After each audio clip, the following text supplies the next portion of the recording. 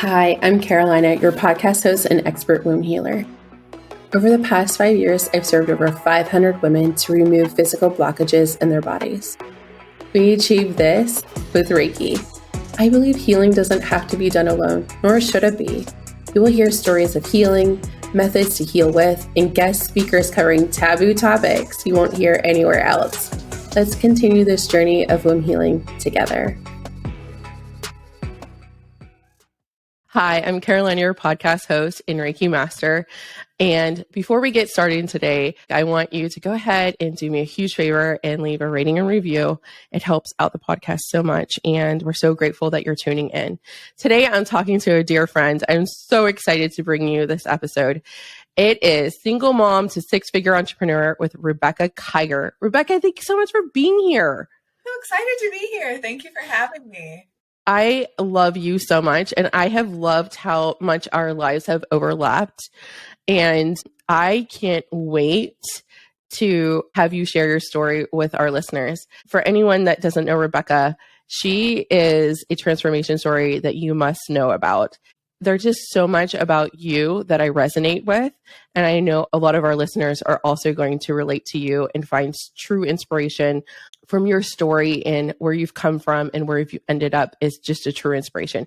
Can you share with people a little bit about you? Well, first and foremost, thank you again for having me. And I feel the same way about you. I think you're an inspiration. I think it's amazing what you're doing in the world. So thank you. And I'm excited to be here. So I am actually in Pittsburgh, Pennsylvania. So I know that Go Steelers. I know that you grew up around here, and I know. I can't wait to see you next week. We're actually going to meet in person. Yeah, we're going to be able to actually meet in person. This is so much fun. I love connecting with people, and it's amazing. So I'm really excited to do that. But my story really started in a nutshell. I grew up incredibly poor, right outside of Pittsburgh. So in actually Keysport, Pennsylvania, which is I know where that's at. most crime-ridden areas actually in the country. It's in like the top 5, I believe, still.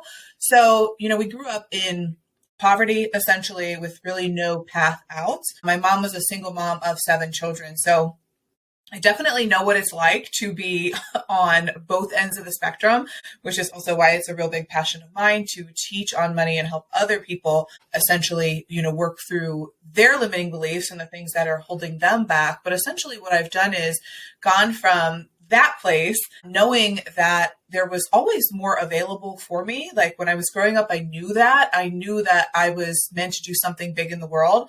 I just never knew what that was. And I didn't have a clear path or a mentor or anyone really until I reached adulthood. So I started working right out of high school because I had a 6-month-old when I graduated high school. So I got pregnant at 17, had my daughter at 18, and started on the corporate hamster wheel. And it wasn't until I met my mentor about, say, 5 or 6 years into my career that things shifted for me, because I was really on this hamster wheel, just working as hard as I possibly could. I knew that I started in the financial services industry, so in banking, and I knew that one of the biggest things that I had heard from the very beginning was, if you work hard, we'll move you up, right? So I was like, okay, well, I'm going to work as hard as I possibly can. And that worked for a while until I got to a place where my first recognition of burnout, which was... Oh, yeah. I'm familiar with burnout. Yes. And it's rampant, right, in our society, which is also another reason I do what I do now. But when I got to that place, it was really a fork in the road. I was like, I just don't think that this is going to work for me, but I didn't know what was. And that's when my mentor walked into my life. And really, he saw more in me than I saw in myself. He helped me to develop a plan. We set goals. And that was really like my first understanding of manifestation and what it was like to set a goal and then actually achieve it. That was much higher than what I had ever imagined in my life. And that was about a decade ago or so. And I remember sitting down with him. We started our first SMART goal to make $100,000 in a year. Never even imagined that it would be possible for me coming from where I came from. And about 9 months later, I had achieved that goal. And from that point forward, I knew that it was possible to be able to, again, with the right guidance, with the right path, to create whatever life that you desire, right? I was able to see it in my mind and then hold it in my hands such a short period of time afterwards. So now what I do, essentially I've gone on to really be super passionate about giving back to others, just like my mentor did for me. I believe that if you have the right guidance, if you have the right mentors, if you have the right people in your life to surround yourself with, that really it is possible for you to create what you desire. I've seen it time and time again in my own life. So now I am a master mindset and high performance coach. Love it. Thank you. I also have 15 years experience now in the financial services industry, helping others achieve their financial goals. So I know a thing or two about all of this. And I also have a unique approach to marry a lot of the masculine structures and concepts with the feminine, right? With manifestation and receiving and really slowing down those kinds of things. So that's what I do now is I just help other women essentially, get to where they want to go. And I use a proprietary process that I downloaded from the universe to do that. So I have an opinion about mostly everything, but like in my other brand, I did coaching and online business management, and I have met every mindset coach under the sun, and they're not all created equally, meaning like they're not all operating from an ethical place. They're not even like certified. There's no regulation in titling yourself a mindset coach. The one thing that I've absolutely freaking loved about you is that you are the real deal. For me is I want someone that has done it before they teach it. So like you've actually worked in the financial industry, like you were in banking, you were in investments, like you know what it's like to create wealth for others, doing it like the actual way versus like someone who has that pass that financial licensing test and exam. Like you have to be licensed to do all those things, and you are, and you're taking that along with, dare I say, woo and the subconscious and marrying them together and allowing, especially for women, to step into empowerment and knowledge and abundance because you've already done it. So like you're like a true expert.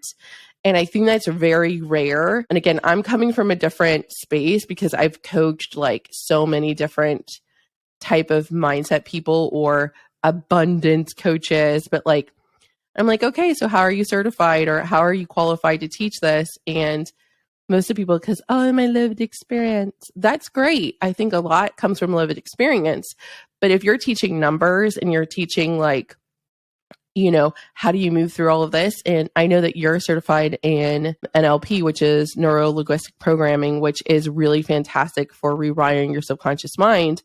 I know because I did a session with you and it's freaking mind blowing. I was like, wait a minute, am I about to give up Reiki? Because this was fucking powerful. I just wanted to tell like our listeners, like, make sure like when you're hiring someone, you vet them. I think that's so important. No matter if it's your doctor or a coach or anyone, vet them, ask a million questions, make sure you feel comfortable with them because they're really going to get in those nooks and crannies of like, especially with a coach like yourself, of like, what are your biggest fears? What is the root cause of your fear? What's your first memory of that? So like, I think it's so important to make sure you're working with someone that's authentic, that's qualified, and is an expert like yourself.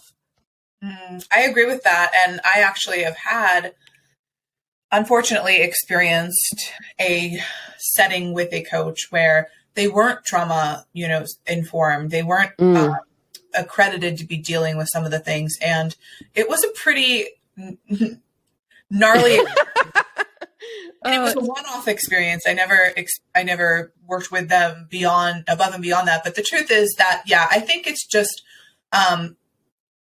knowing that your energy doesn't lie, especially when you're vetting someone, when you're working with someone, just knowing that, your gut intuition, the way that you feel about something, your intuition is not going to lie. So just making sure that, of course, if you are feeling drawn to working with someone, if you want to have that experience of hiring a coach, going against your gut is probably the worst thing we could do in any area of our lives, right?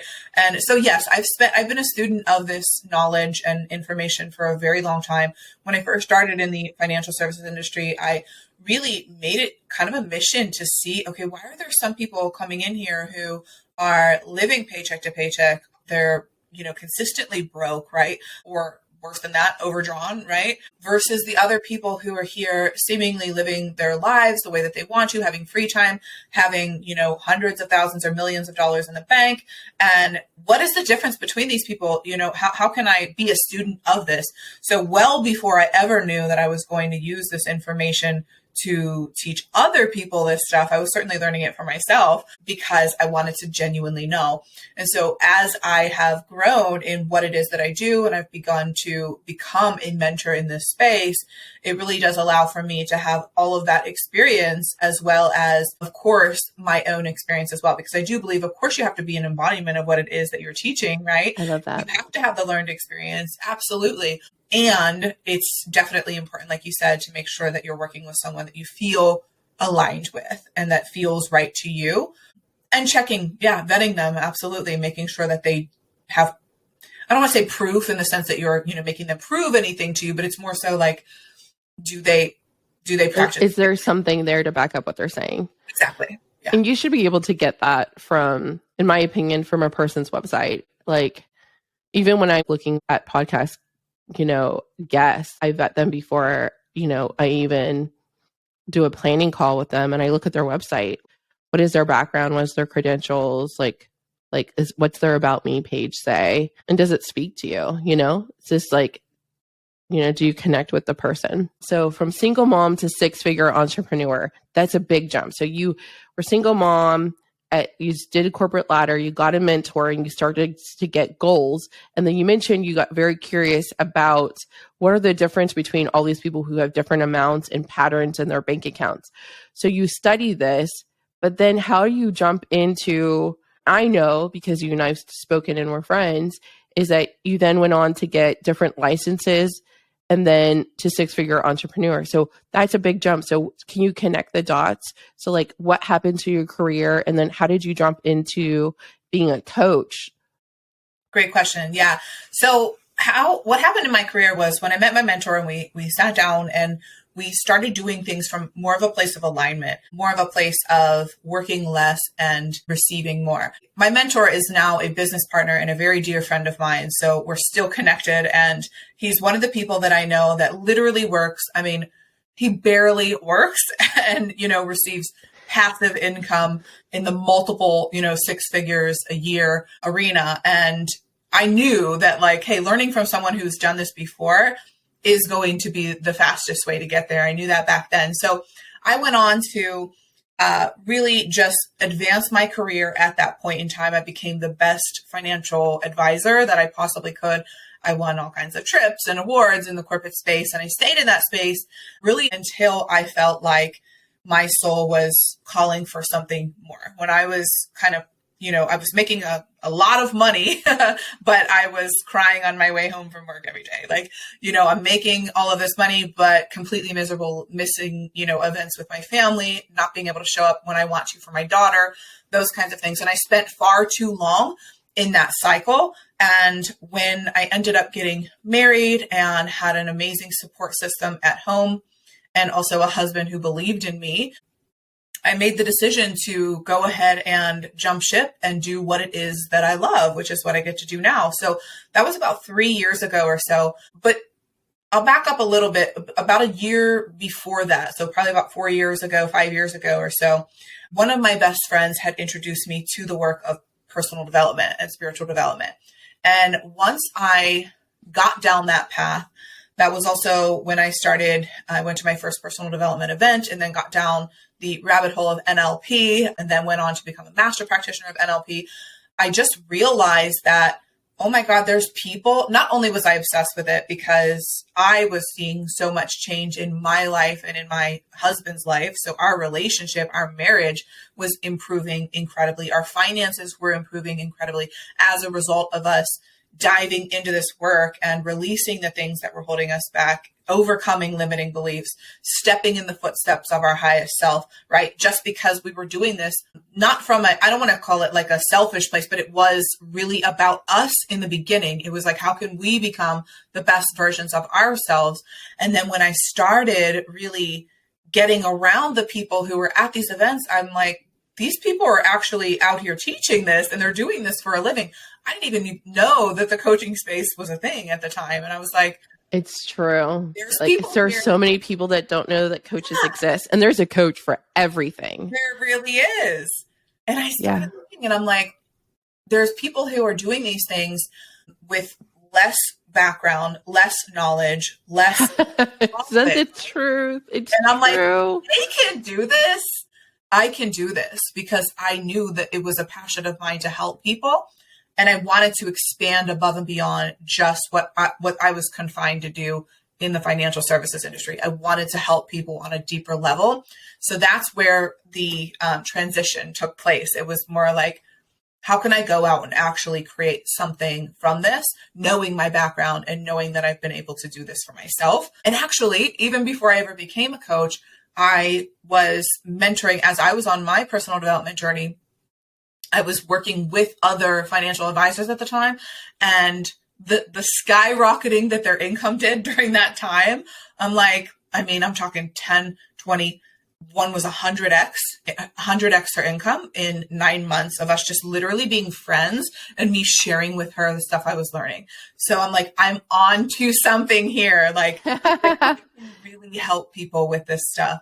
So that's when I decided to jump ship. And now I'm in a position where, I get to wake up and do what I want to do every day. And I have time freedom and I have the ability to impact lives and make an income from it. And so that's kind of the trajectory of how it all happened, to connect the dots. But it's just interesting to know that wherever it is that you're starting, right? Like I didn't know that any of this existed. I didn't know that we could manifest our dreams. I didn't know that it was possible to speak your life into existence, or how powerful, right? How much of an impact we actually have on what it is that we're creating in the future, until I started doing it, right? Until you actually see the evidence of it in your own life. And then you're like, oh my God, I can do this. Now I'm doing it with everything. I know that feeling when I actually learned I was a medium, and I said, okay, I'm ready to step into this. And as I got more Reiki attuned to the different levels, my mediumship got clearer and clearer as a channel. And the more accurate I got in my readings and in my sessions, and my ability to see exactly where the pain was in somebody, I think that when you start to experience things for yourself that are not tangible in physical form, it's much easier to continue to trust. I think that also goes for your intuition. So a lot of my clients have had traumas where they have that innately have taught themselves to not trust themselves. And they have to learn to connect back with their body. There's a lot of people that are walking around the world that are disconnected from their body. And to learn to integrate that, there's steps that we will do to help them rebuild that connection, but now as an adult, not as your inner child. That's another conversation. But and I think when you have repetitive life experience, that's proof that this intuition, that this alignment, that this manifestation, that the power of your subconscious mind, the power of looking and examining your beliefs and choosing new beliefs to replace them with, and releasing whatever it is within you, whether that's your physical body, your subconscious, or both. It's just much easier to believe once you experience it. But I also love it when if you're surrounded by other people who are going to it. So I bet you the people who were watching you and that you were mentoring in that financial space, they're and then they started to experience that 100x woman. I bet you that was super, I bet she was screaming from the mountaintops. Yes. And actually, who wouldn't? If their income is 100x, let's light the world on fire. And so, in a good way, not in the bad way, but let's celebrate, that's super powerful. So what is the most impactful self-development tip you've ever received? So I think that I would have to say, as it relates to money, because that's what I'm an expert in and that's what I teach, is really about how money is just an energetic exchange. Money is simply an energetic exchange. Money is energy, just like everything else, right? And so when we look at it from that perspective, it becomes a lot easier for us to really kind of detach from it all, right? Because there's a lot of people here who are afraid, just in general, like I see as entrepreneurs, they're afraid to charge for their services, or they're nervous to like send an invoice and actually get paid for the things that they've even done, right? So recognizing that money is energy, just like anything else. It's an energetic exchange, right? It wants to flow to you. It actually desires to flow to you, right?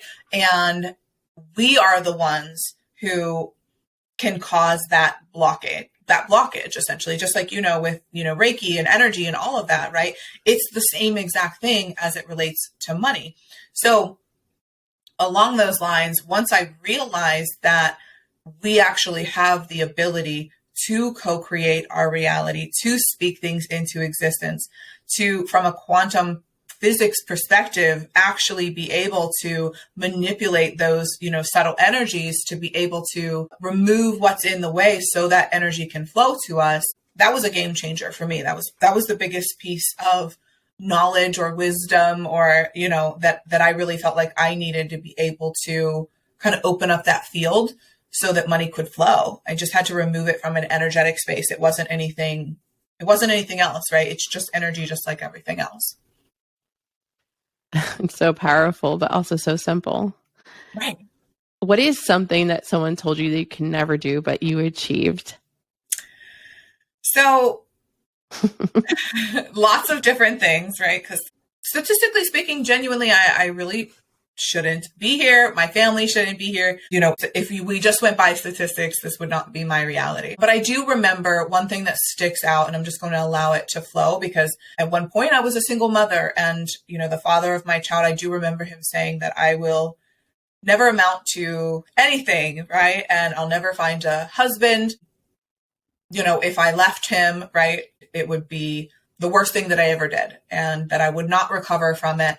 Not make the kind of money that I want. I wouldn't be supported, and I would never find a husband that would actually care about me because I have a child, right? Because I have a child and I'm a single mom. So that was really painful, right, to hear. And for a very long time, I actually did believe that for sure, which is also why I perpetuated the cycle of pushing away anyone that wanted to come close, right, in terms of a man. Even though I wanted a partnership, my energy did not feel comfortable or safe having that partnership. And of course, now I am incredibly happily married. We're going on 5 years married. Congratulations. Thank you. And my husband is could not be more of my daughter's father than he is if she were biologically his. He loves her. Sometimes I think more than me, which is okay.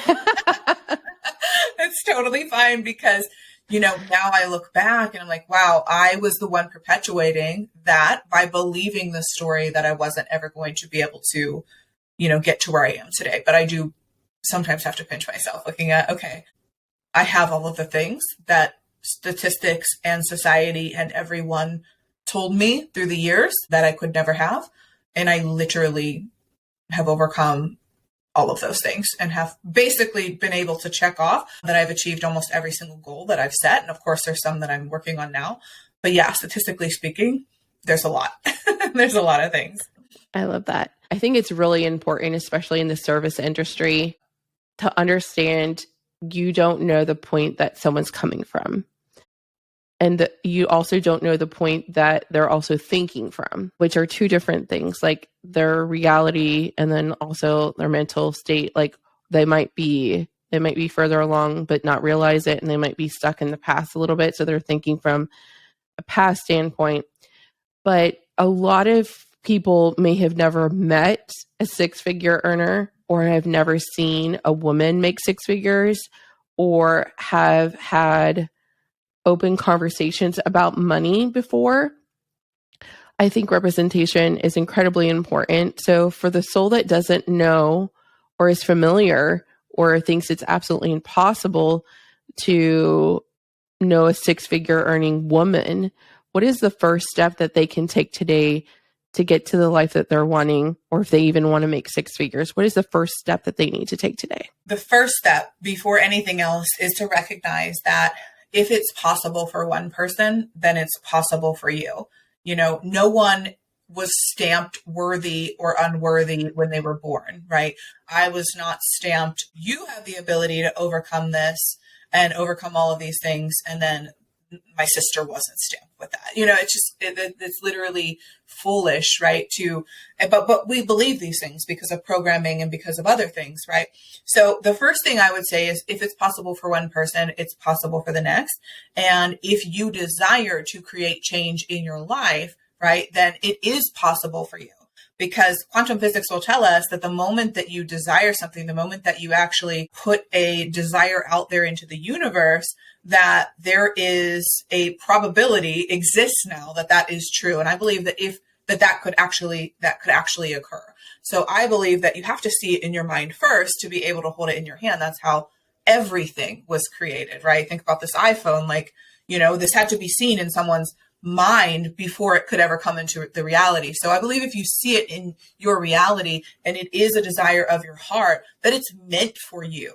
I don't believe we live in a universe where the universe or God or energy or source, whatever, you know, you subscribe to, right, is like, oh, I'm going to make you want all of these things. I'm going to make you desire all of these things, but they're not for you. Like, haha, you're never going to be able to achieve this. Like, that's crazy, right? I believe we live in an unconditionally loving universe and a benevolent universe, right?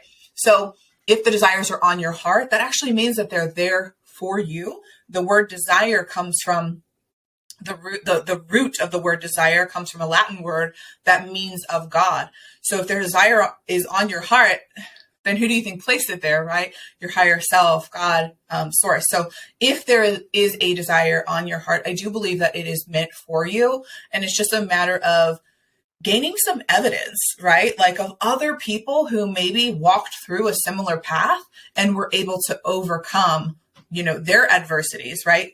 When you can show your unconscious mind the evidence of the contrary to what you might believe right now, that can, in and of itself, can be an incredibly powerful process. So find yourself some mentors, or, you know, read some books or listen to some podcasts, or just find some other people in the world, right, who have overcome a lot. I know, Carolina, you're one of them as well, right? Like, you've been able to, so there's evidence that it's possible for you. So even if you believe that it's not, or you don't think that you'd ever be able to get, you know, you would ever be able to get there, if it's possible for one, it's possible for all. And I can tell you 100% beyond a shadow of a doubt, when I sat down with my mentor for the first time and he asked me the question of, you know, if you could make any kind of money that you want in the world, like, what would it be?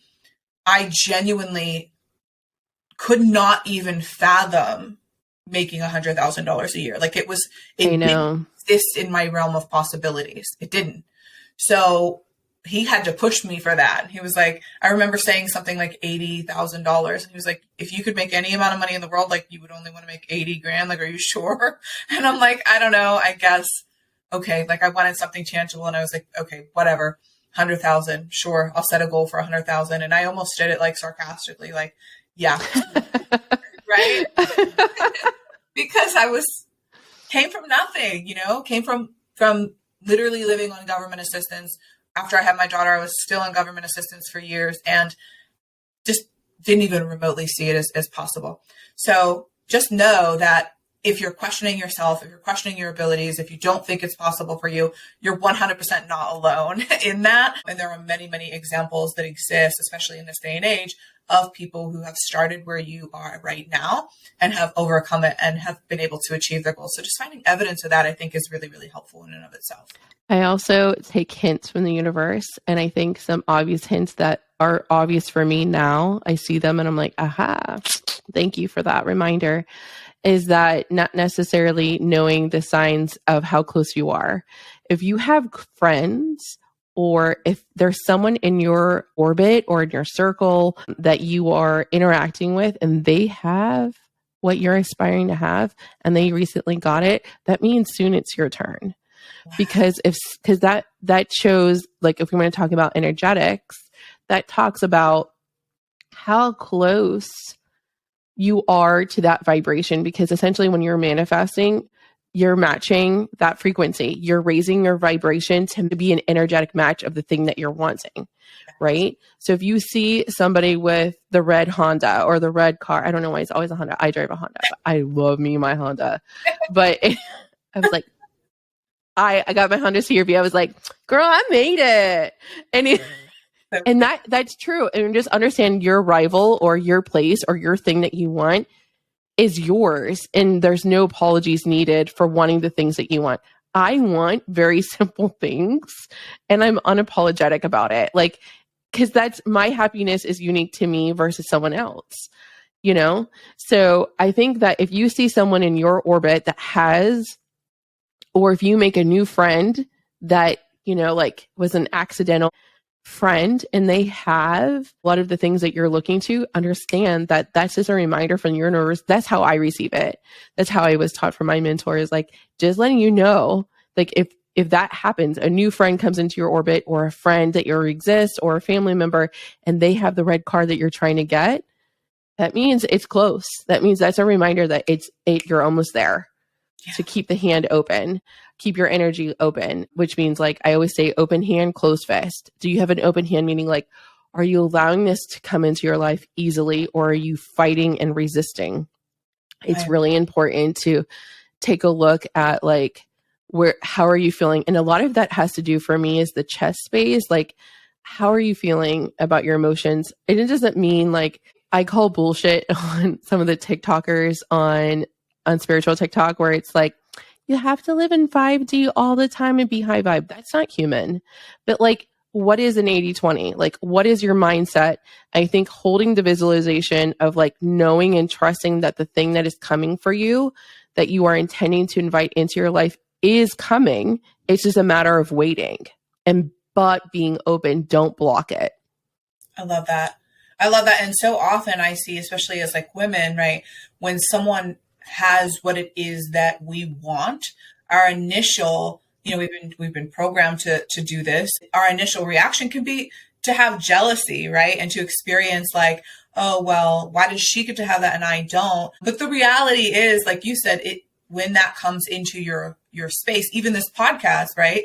Like, even as you're listening to the stories of the people who are on here that Carolina, you share each week, right? That is proof that it's possible for you. But sometimes we look at it through this lens of like, oh, well, you know, she gets to experience it and not me. And that couldn't be further from the truth. You know, when we experience jealousy based on what someone else is achieving, that actually can be blocking our abundance from coming to us, because the language of the universe is not English. The language of the universe is imagery, emotion, and vibration.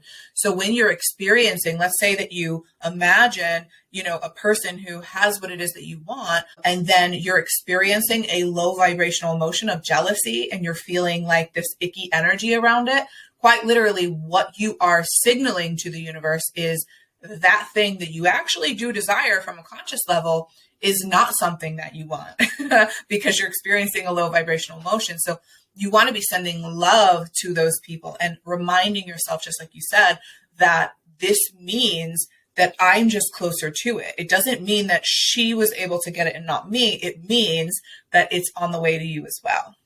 Right. I always remind myself, I coach myself a lot, is that if I ever go down that track, because I think if I ever go into like, oh, or if I feel anything other than like gratitude for the reminder or appreciation or celebration for the other person, I just remind myself that it's super important to get busy working on myself again. If I have time to think about another person, then I'm not doing my job and getting obsessed with the things that I'm actively working on in my space. Super goal-oriented person. So God knows I have a lot of things in the fire cooking at all times. That's just a reminder for me to get back to work. So like, that's how I train my brain, is like, if I have enough time to think about another person in a negative way, it's just my reminder of like, hey, Biosh, get back to your shit. Like, yeah, I have to like, you're like, what? I think it's, as women, we face so much negative things that it's important to celebrate one another. But I think that, you know, we're all human. We get angry, we get jealous, all the things, but it's important on like what tools you have to pivot away from it. So let's talk about the good stuff.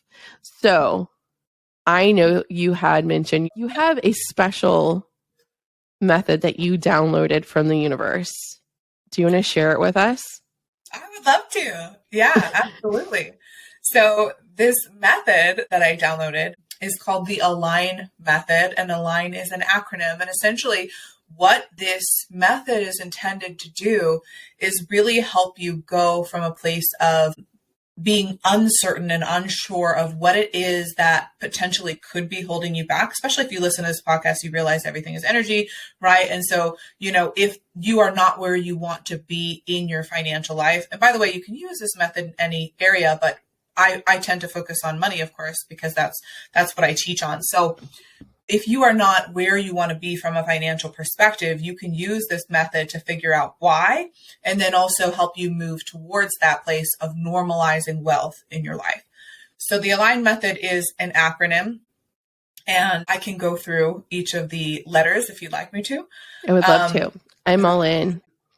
I think money is important, especially if you're trying to get pregnant, you're going to give birth or postpartum. I think money is always important. I always like to add in this perspective. It's not money that you should be after. It's the options and freedom that it allows you. And then what do you feel about those options? And how do you feel knowing that you do have choices? I think once you sit in that space, it's not that you're aligning towards a money goal. You're aligning to what's going to come from once you use the money. And I think that that's a big fact that people miss. And I just want to add that in. So as we talk about this, I want people to resonate. It's so if you had $30,000, what would you do with that $30,000? How would you feel about and when you use it? Is it savings or whatever? So I just want to add in that one spot because I think it's a huge point that and again, I'm not a money expert, you are, but I just know as I have changed my income over the past several years, it's the emotions that I associate with the money when I receive it, when I don't have it, and when I use it that matter the most.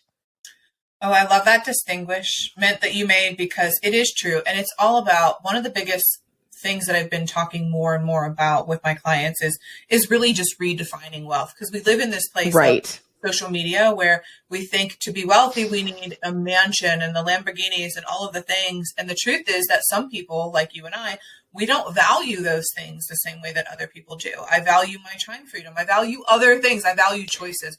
And oh my gosh, that nailed it on the head for me. Yep.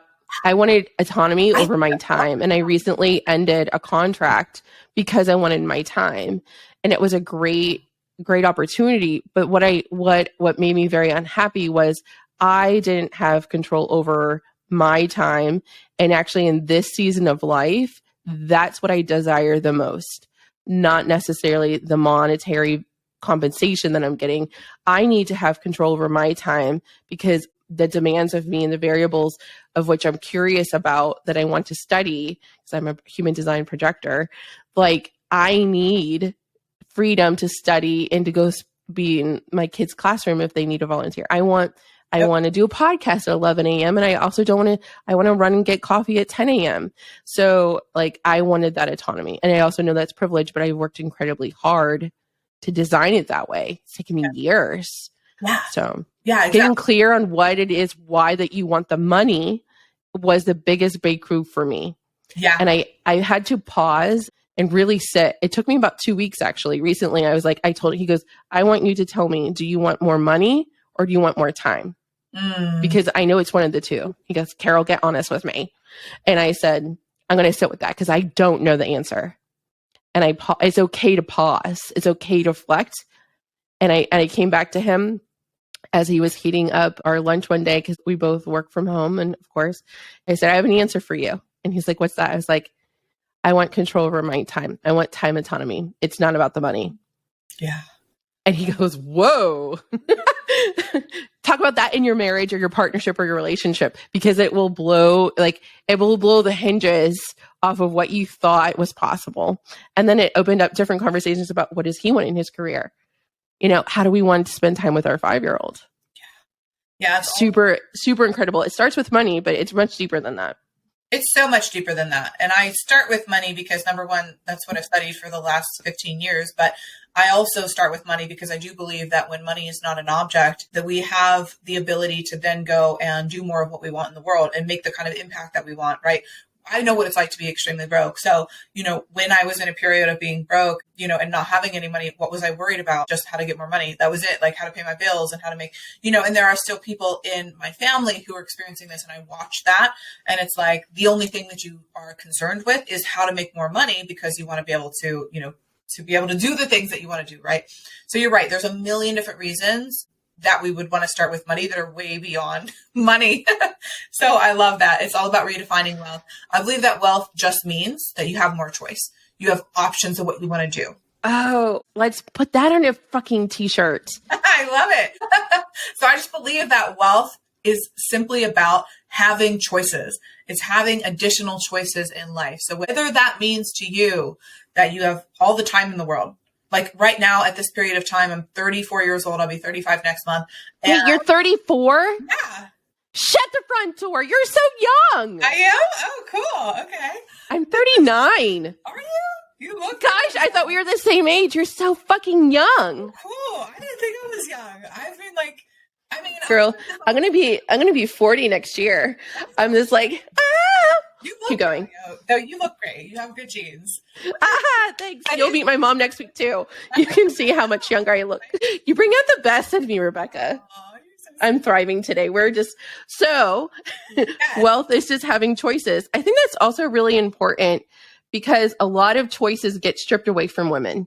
100%. 100%.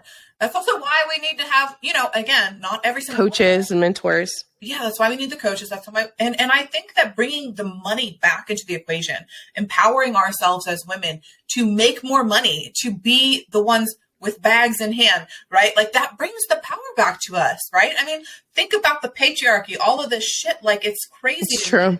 That, the people with the power, would you rather have the power in the hands of the people that which power and money, in the current paradigm, in the current structure that we're in, those are one and the same, right? So when we come with more of that wealth, more of that power, more of that financial abundance, where we can make conscious choices about how we want to co-create our reality, right? The companies that we invest in, the people that we invest in, where we are spending our money, that really is co-creating a new reality all in itself, right? And so as women, don't we want to take that power back? And wouldn't you rather see the power in the hands of those that that are going to do good with it, right? And I see 100%. This shift happening. So I love that so much. It's all about redefining wealth, and it's all about getting, so I love that you brought that up because it is a nuanced point. This isn't just all about money and like being greedy for the sake of being greedy and, all of the, like that's not it. It's about choices and it's about being able to transcend all of the noise, all of the burnout, all of the things that we've been programmed to think are important to now be able to say, like, I'll be 35. And the reason I brought that up is because I've been saying for the last 5 years that by the time I'm 35, I want to be able to retire if I want. I know that I wouldn't want to because I love what I do, but I am going to be 35 next month. And genuinely, I could literally 100% retire and never work another day in my life. But that is not fulfilling to me. So my time is here, right? Like I have choices with my time. Like you said, I can be on a podcast at 11 a.m. I can go to Target at 9 a.m. if I want to, right? But for me, my choice is that now I get to show up and do what I want to do in the world and help other people get here. So I know. I love that so much. Right? That's my choice that I'm choosing to make.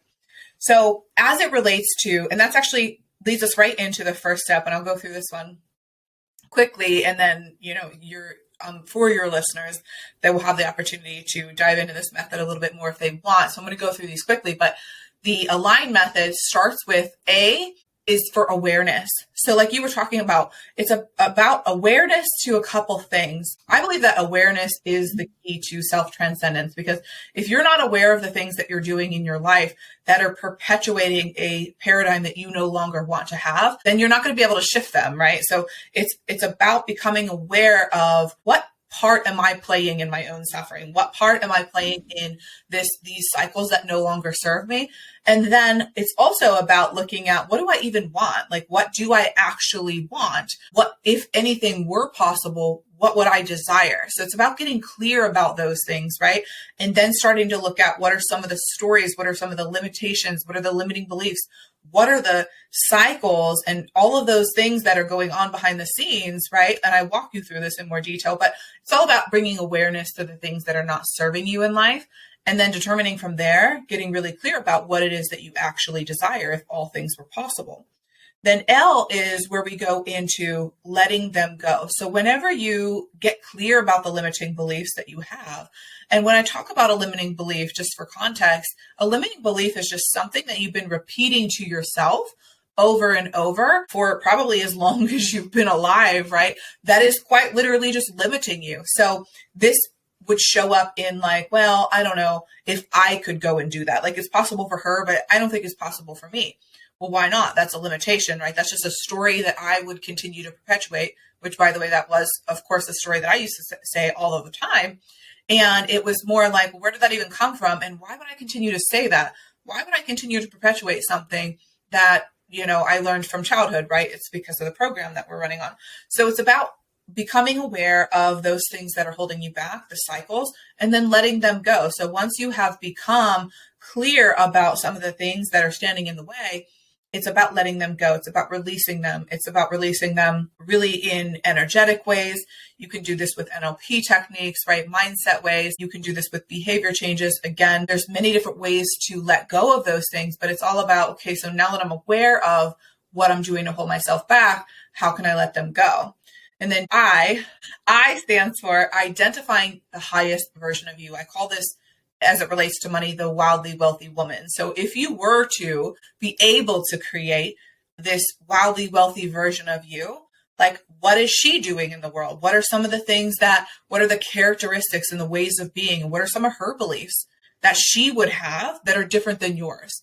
Right? It's about recognizing the difference and seeing how you might be perpetuating your current circumstances, right? G is then from that place getting into inspired action. So most people start there. Most people say, well, I'm not making the kind of money that I want, so I've got to go do something else. I've got to go get a second job. I've got to go start another business. I've got to launch another offer, right? Where if you like most people start there, that's step 4 of the process, right? Start there, because if you start there, then you're creating from the same energetic space that you were, and doing the same thing over and over and expecting a different result is the definition of insanity, right? So we don't want to be starting from the place of getting into action. We want to be starting from the place of letting go of the extra stuff that's in the way so that we can come from an energetic place that is more in that vibration of what it is that we desire, and getting crystal clear about where it is that we want to go, right? You would not start moving. Like you wouldn't just plug into, like you need to know where you're going. You wouldn't plug into your GPS if you were wanting to go somewhere, just, I don't know, take me somewhere. Like you have to know where is it that you want to go, and you want to set those goals and get really crystal clear about that before you get into inspired action. You don't want to just to move and be on a hamster wheel. You want to be able to move to progress. And then last is N, which is normalizing and stabilizing the wealth once you receive it. So as you're taking— Ooh, that's so important, because you could self-sabotage and lose it too. That's exactly it. So lottery winners do this a lot. And my father hit the lottery, and this happened to him, which again, I know this stuff on a very deep level. But wow, that's so interesting. Isn't that crazy? Yeah. So most lottery— Did he lose the money? Yeah, of course. Yeah. There's a whole documentary on lotto winners and like the negative effects that it can do to a lot of people. Die. Yeah. Or they commit suicide. It's super sad. Yeah, and that's because they haven't attuned their nervous system. They haven't normalized wealth in their life. So think about this for a second. If you genuinely desire to get a lump sum of money for, let's call it $1 million, okay? And $1 million hit your bank account tomorrow, and you still identified as a person who wasn't good with money, right? Or you still have a limiting belief that I'm not really worthy of money, or it's not possible for me to create wealth in my life because nobody in my family ever did. Those are all limiting beliefs that we become aware of, right, in step 1. But if you haven't become aware of any of those things and you haven't let them go, then when you receive the wealth, your nervous system begins to go into hyperdrive. And it's like, oh my gosh, I'm not safe here. I'm not the type of person who, I didn't work for this, you know, especially if you believe like hard work equals success, right? I didn't work for this. I'm not even worthy of this. Like, why am I going to get this wealth and other people aren't? Like, what did I do for this? I'm not special. And all these things begin to come up. Or people are out to get me. It comes, yeah, that's a big one too. That's a big one. People are out to get me now that I have this. And that's the thing, is that really, you know, so what will happen at that point is this is all happening on an unconscious level. So of course you're not sitting here saying a lot of these things out loud. This is unconscious behavior that's going on well below the conscious awareness and in our nervous system. So what will happen is, you know, you'll essentially just not be able to get rid of the money fast enough. And that's what happens to a massive majority of lottery winners, is they're actually in a worse financial position, usually 3 years on average later. And this happened to my father, you know, so it's interesting. So we need to be able to normalize and stabilize the wealth once you get there.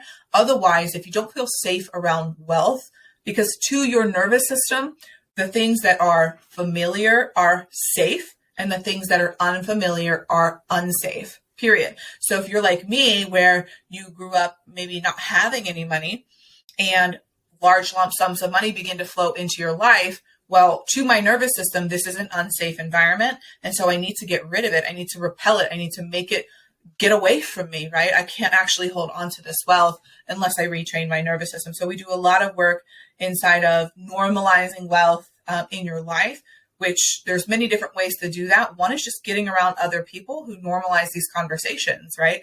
That's a way that you can co-regulate your nervous system. But there's many different ways to do that. But that portion is probably one of the things that I see missing a lot in our space, because everyone's talking about how to attract money and to manifest money and all of those things. But if we don't know how to hold on to it once it gets here, then that can be very catastrophic. And, you know, and I've seen people who make $1 million a year and have $3,000 in their bank account. And that's simply because all of the money that's coming in, it feels unsafe to hold on to it. So they do anything that they can to get rid of it. And so that will happen. That blows my mind. I didn't think about that part. It's huge. Can you enroll me in your program now? Yeah, of course. Can you tell us how we can find you and how people can work with you? Absolutely. So I hang out most on Instagram as of right now. I just started a TikTok.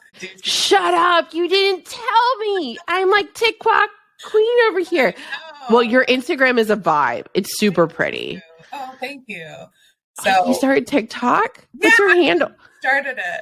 Oh, wait. What's your handle? It's Spiritual Money Mentor, I think is what it is on there. I'm fucking going to go look it up right now.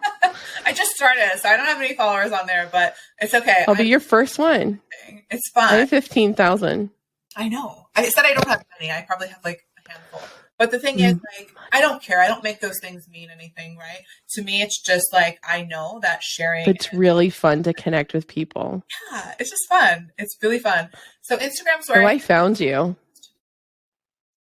Here we go. We're fun. You have to follow me back. Okay, of course I will. Of course I will. Oh, these are cute. This is good. This is good. Girl, you've been on here for a minute. You have like 30 TikToks.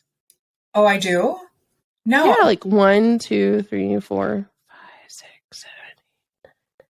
You have 33 TikToks. What are you talking about? Oh gosh, I have 33. Well, Rayzel is like repurposing stuff for me. So I'm just now like actually intentionally showing up. You share the same virtual assistant? We share a virtual assistant. So are we related because we share the same virtual assistant? I feel like some ways we're like kind of family now. So, right? We love her. We love you, Rayzel. Yeah, anyway, we do. So they can find you there. And I know you do launches. When do the doors open for the A.L.I.G.N method or the Wild Wealthy Woman? So I'm still determining whether or not I'm going to do another launch this year.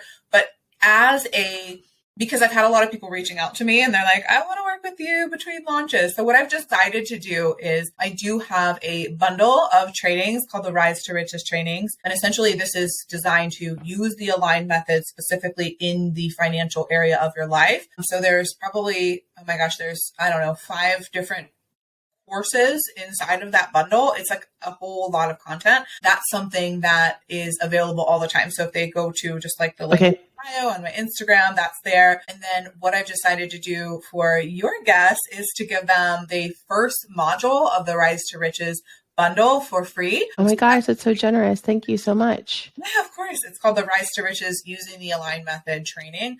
And it's epic. And you'll be able to dive into this and really just get super crystal clear about all this stuff. I know we only had, I kind of went through it fast just to make sure that I'm being mindful of everyone's time, but there's so much juiciness and it's a ton of resources that you'll be able to actually tangibly use to be able to uncover this stuff for yourself.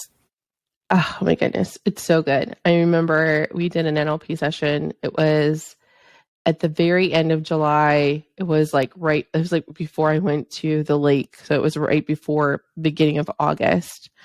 And I walked away and we worked on worthiness. And I remember for weeks, and even now, I randomly hear as "you're worthy." I am worthy in my head. I remember walking around and we went to the lake that weekend. Like I literally think I did it a couple of days before I left to the lake. Every year we go to the first week in August. We go with my in-laws to a lake in Iowa called Lake Okoboji.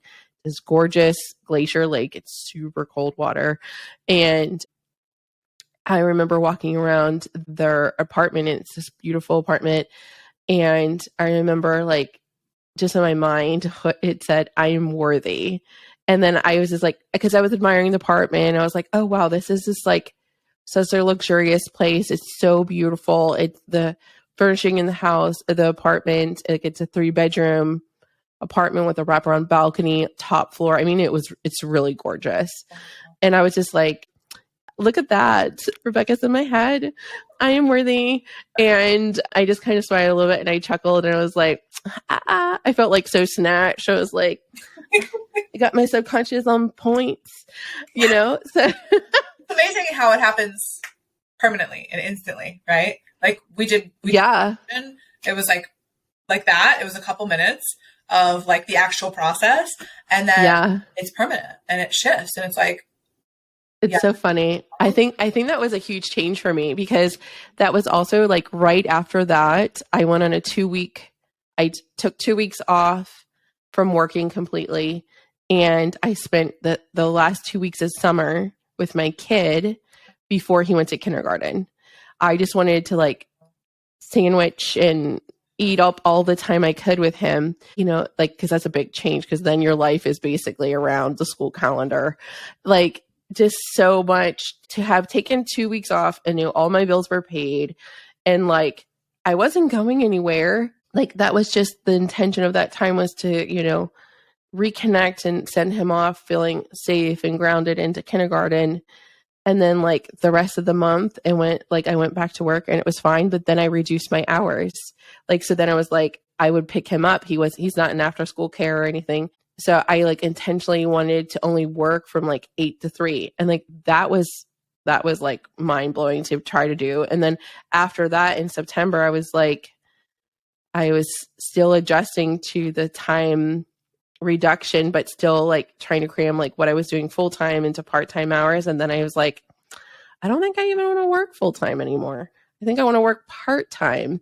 And then as soon as I switch into October, it's so funny because I run my OBM brand and the Reiki brand.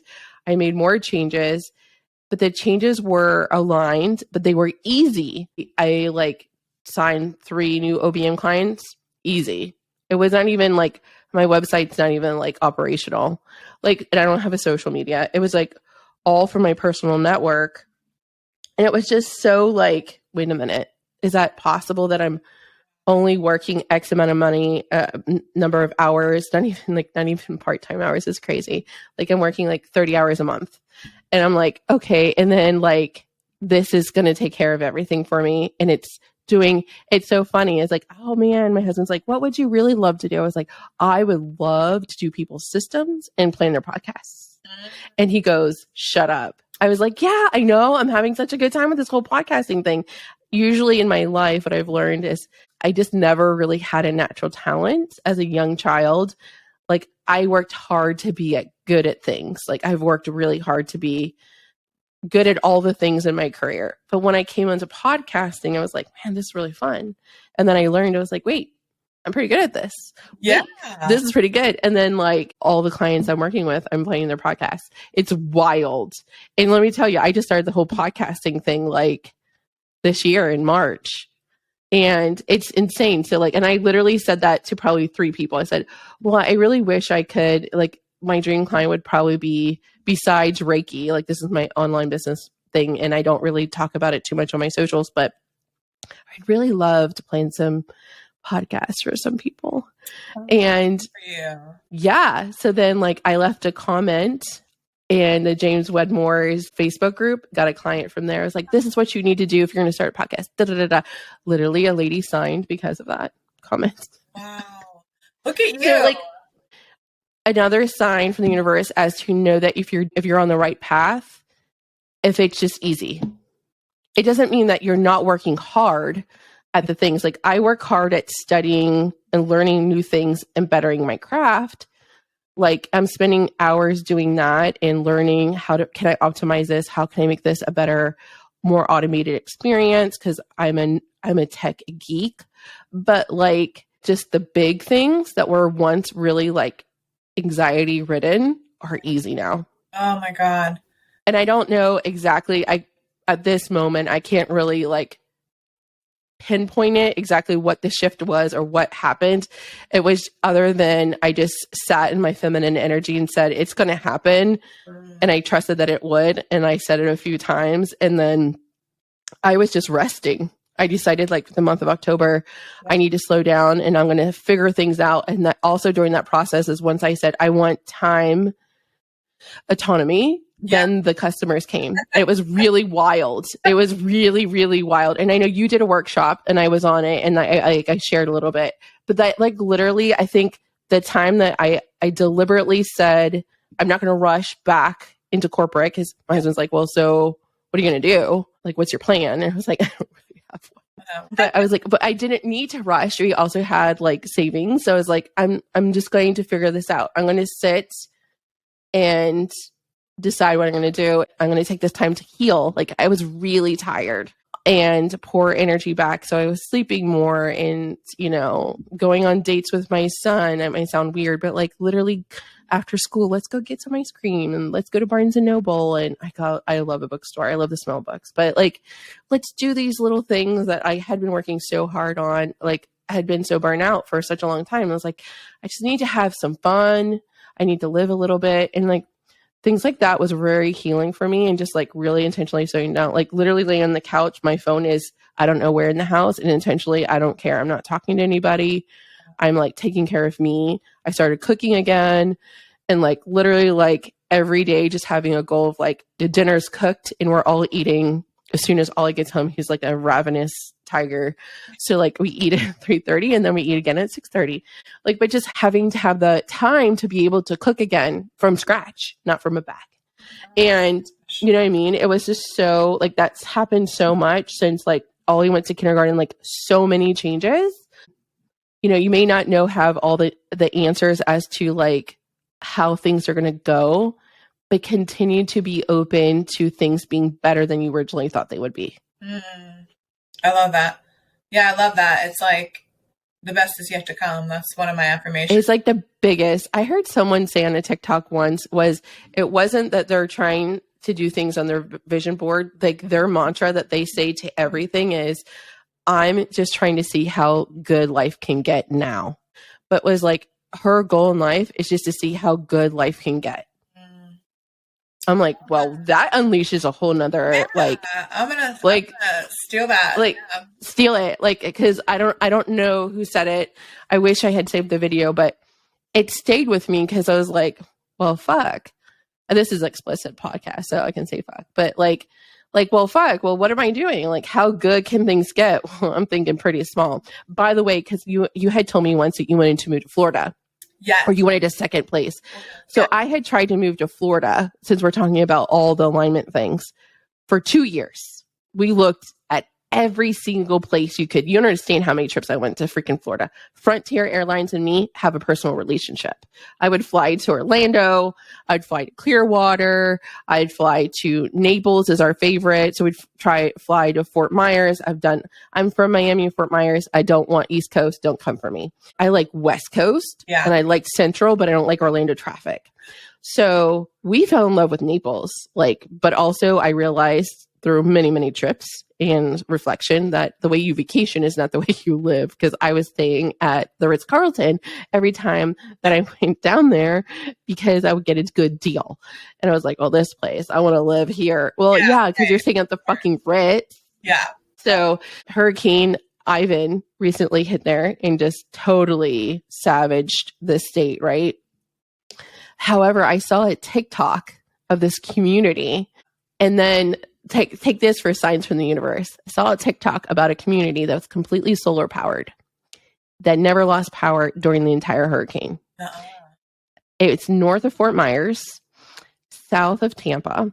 It's called Babcock Ranches. Not everyone go run and buy a condo. Anyway, it was a very intentional community, and it was, I forget how many solar panels they have, but I don't know if it's like 800 acres. That can't be possible. Or 800 solar planners. I don't know. Something with 800. But it's an intentional community where it's solar powered. Every Friday they have like food trucks, and it's like one of those curated, definite fluoride communities where, you have a grocery store. It's a planned community. People drive golf carts. You have, also these communities have like walking paths and lakes and, typical curated, gated kind of thing where they have the apartments, townhomes, and larger homes, like different pricing points. I was like, cool. But then I saw like they didn't get any damage.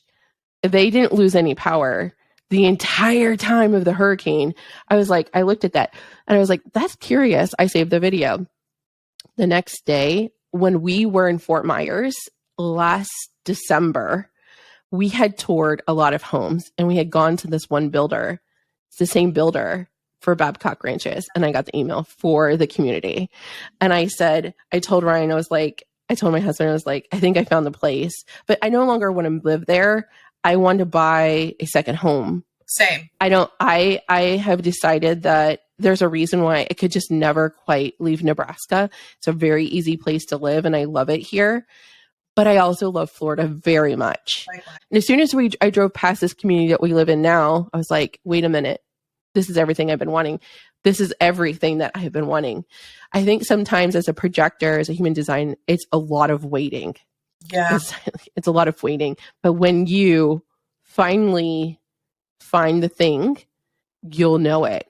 Yeah. And I was like, hit it. And I was like, I kind of partially had given up for a while for looking for an area in Florida that would be a home. And I think it's because what I was searching for was not aligned. Yeah. That my truest desire was never to fully leave Nebraska, but to live or have a vacation home and then do like Airbnb or something like an investment property. So this feels aligned. Oh my God, that's amazing. It's not wild. So don't miss out on the signs, because it could be an email, it could be a TikTok, because things come in patterns. 100%. And actually, yeah, I love that you bring that up, because it's really important to know that when we are becoming aware of these signs, when we're actually starting to become conscious of that, we're not just running the same patterns every single day, and you're starting to use all of these things as, indicators of what direction to go. Like, you'll start to see that everything is like working in your favor, right? And it's all working out the way that it's supposed to. And I love that. I love that so much. And I just want to say that I think it's amazing that you followed your heart and you followed your intuition.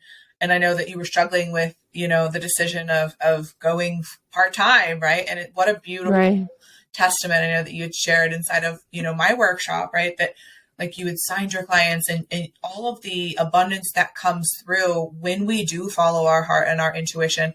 I actually have a module inside of one of my trainings called the, is it trauma or is it intuition, right? Because a lot of times we don't know the difference. Oh my God. That's good. Is it trauma or is it intuition? Mm-hmm. That's that. They both live in the body, right? They both live in the body, and we have to make sure we're listening to the right voice.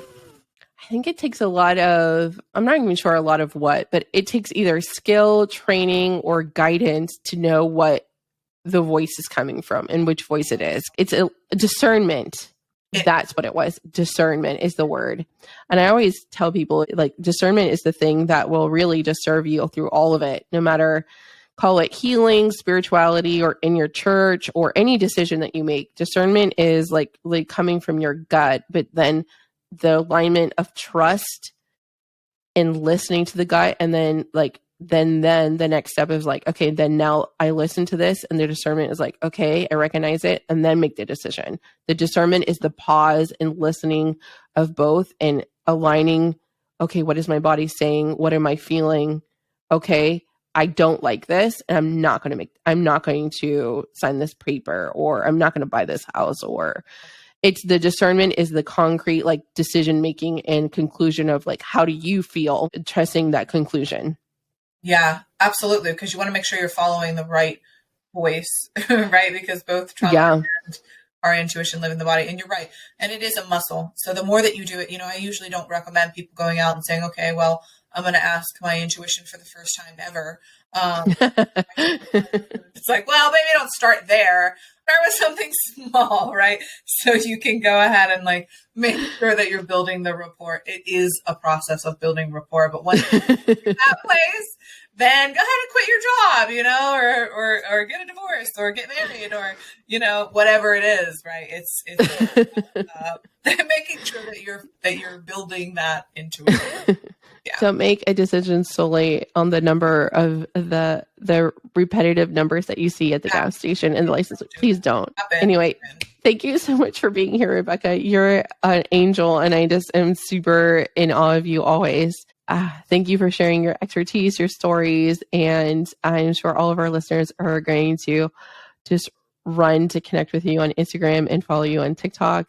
And we'll make sure to link everything in the show notes. Awesome. Thank you so much for having me. And yes, I love connecting with other high vibe women. So shoot me a DM, send me a message. I'd love to connect with you if you are listening. And if you have any questions or you just want to connect, that's one of my favorite things to do. I share that all the time, but I love to get to do this. Like, this gets to be work. I know, right? It's kind of like, this is our life. This is our life. And this can be your life too, just like you were saying earlier, you're such a testament to following your intuition and getting to actually slow down, do less, and receive more. Like, that's us being in our divine feminine. That's the goal of this all. So if it's possible for us, guys, it's possible for you too. Sending you so much love. And thank you again, Carolina, for having me. It was a pleasure. Absolutely. I'll see you next week for sure. Yay. So excited. All right. Take care. Have a good day. It was an honor to connect and serve you this week. If you are a spiritually curious person wanting to conceive and heal blockages in your fertility, click the link in the episode description to learn more about the Fertility Foundation Collective. Until next time, my friend, know you are loved.